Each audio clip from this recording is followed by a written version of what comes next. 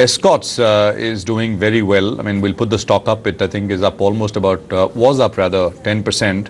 There's a call from Motilal Oswal, which we put out a while back, 12%, 13% actually now, which actually which initiated coverage on on Escorts, and they, I think, have a price target which still implies substantial upside from here. Bharat Madan is Group Financial Controller at Escorts, and he's joining us right now on the show. Mr. Madan, good morning, sir. Thanks very much for your time. Could you talk to us a little bit about how business has been doing now, sir?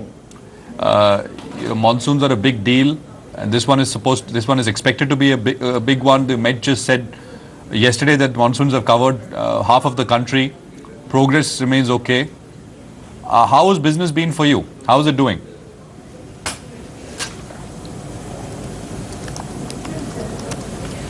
No, as I think you would have seen in the numbers which are being reported every month, the last 2 months have seen pretty good growth coming in. So March, April, May, all 3 months we looked at the industry going almost 14-15%.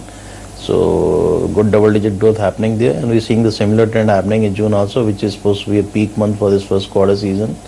So we are very hopeful. I think the industry will show double-digit growth likely to be.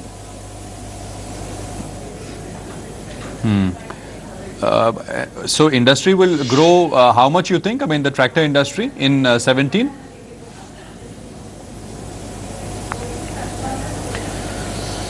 Well, in FY17, if the monsoon is well spread out, we can expect very good growth happening in the second half of this year, and maybe in the higher of the double-digit number also, maybe 20% plus also can be visible there.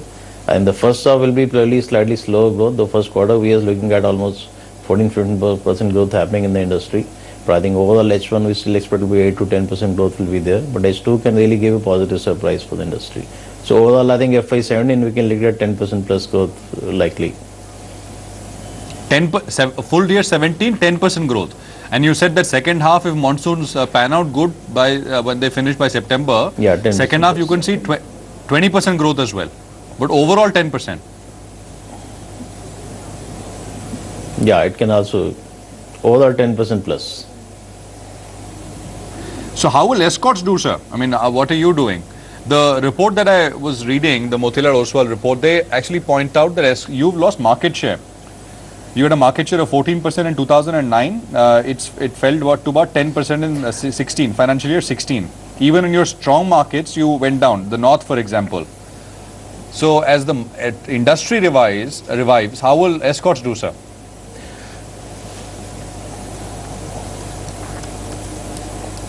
I think Escorts will also do in line with the industry, but if you look at the growth across the regions on pan-India basis, the southern market has grown pretty well. I think the growth has been in the very high two-digit numbers, almost 70-80% growth is coming, especially in markets like Andhra Pradesh or Tamil Nadu, where we are not very strong players. But the growth in the northern region has not been there. So in fact, actually the northern region like markets like Punjab, Haryana, UP, they actually shown degrowth. Though the level of degrowth has actually come down now.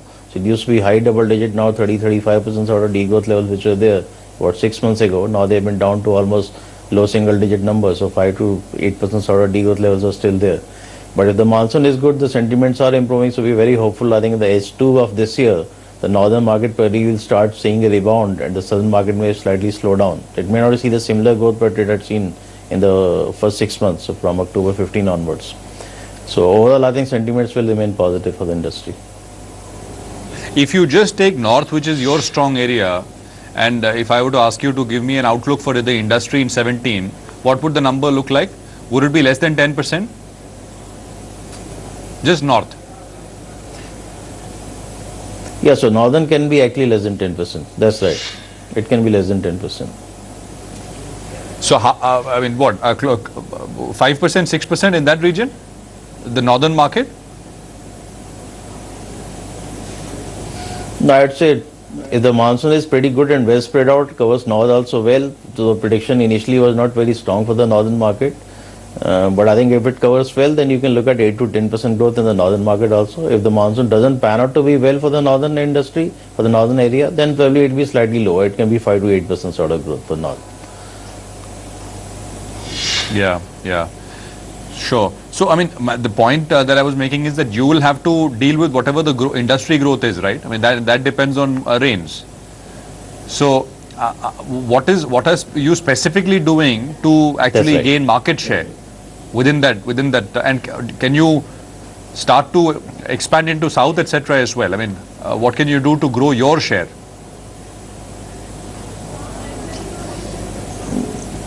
No, so we are already working on the southern markets. If you look at especially the market like Andhra Pradesh, we have actually gained market share. Even though the market has grown significantly higher there, the market share growth for us has been marginal. So we actually grown to a level of 5.5-6% in Andhra Pradesh as well. So overall, if you look at the last 12 months, even though the pan-India share is overall slightly looks flat or slightly down, but that's basically because of the regional growth pattern which are there, the south is growing very fast.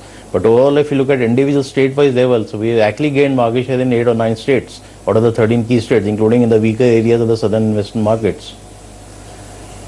So overall, I think trend is positive. So as soon as you see the growth actually flattening out and probably becoming more even towards the northern part also, so we'll see the share of market gain actually become visible for us as well. Sure. Fair enough. Could you take us through a little bit about the cost dynamics at Escorts? I mean, what is the what are margins like? How have they panned out over the last 4-5 years? What does the future look like in terms of efficiencies, sir, within the company?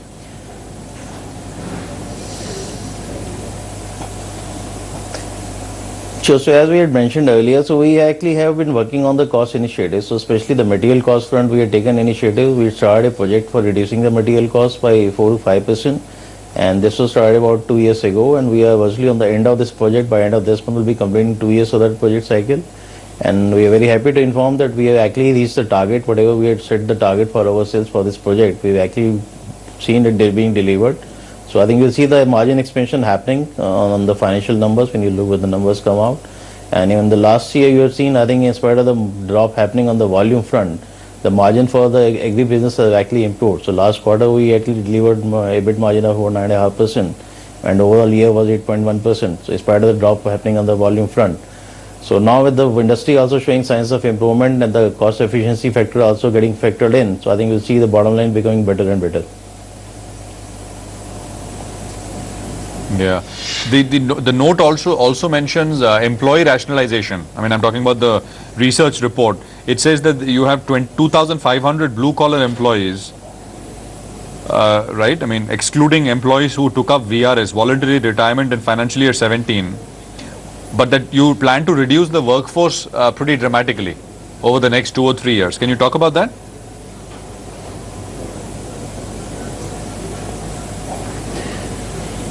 Yeah, so I think we had a plan to do a VRS scheme last year as well, but because the industry went down, so because of the liquidity issue, we didn't actually announce the scheme, so it got deferred now. So I think most probably we'll probably look at another scheme coming out sometime in the next year. So when the cash flow eases out and the industry also starts performing well.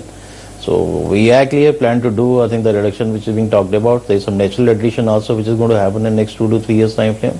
So 300 odd type employees are likely also retiring out of that. And for the balance excess workforce, we'll probably look at the VRS scheme in the next 2 years. What is the outlook for the construction equipment segment, sir? Can you talk about that in this year, financial year 17?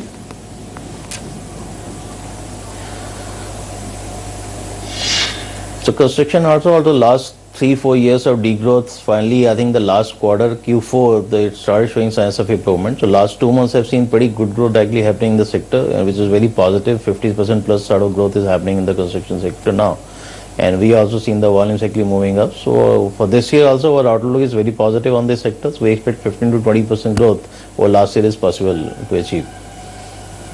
Sorry, what growth for you for Escorts in the construction equipment space? I missed the number. 15 to 20% growth over last year. This is at an operating level, is it? Or revenues? At revenue level, top line I'm saying. Right. So would you say that financial year 17 should be, I mean actually the next couple of years, assuming that rains remain normal, we'll see a big financial turnaround for Escorts compared to the last 3 or 4 years? 17, 18, 19?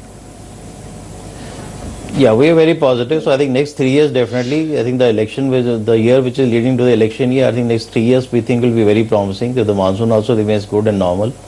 So next 3 years for across all the sectors for which we are operating in, including tractors, construction equipment, as well as railway, which is showing very decent growth. So all three sectors we expect will perform well over the next 3 years. Got that, sir. Got that. Mr. Madan, thank you very much for your time. Appreciate you joining in. Good speaking with you. Interesting point there made by Mr. Madan towards the end, that going into the election year Thank you. is also going to be important and positive, because I mean the government does usually sort of look at the mass sort of population and what benefits them, and majority of the population still dependent on agriculture, farming, rural income in one way or the other. So government policies should also be aligned in that way. So I mean beneficial for rural sort of equipment companies like Escorts. We'll take a very quick break.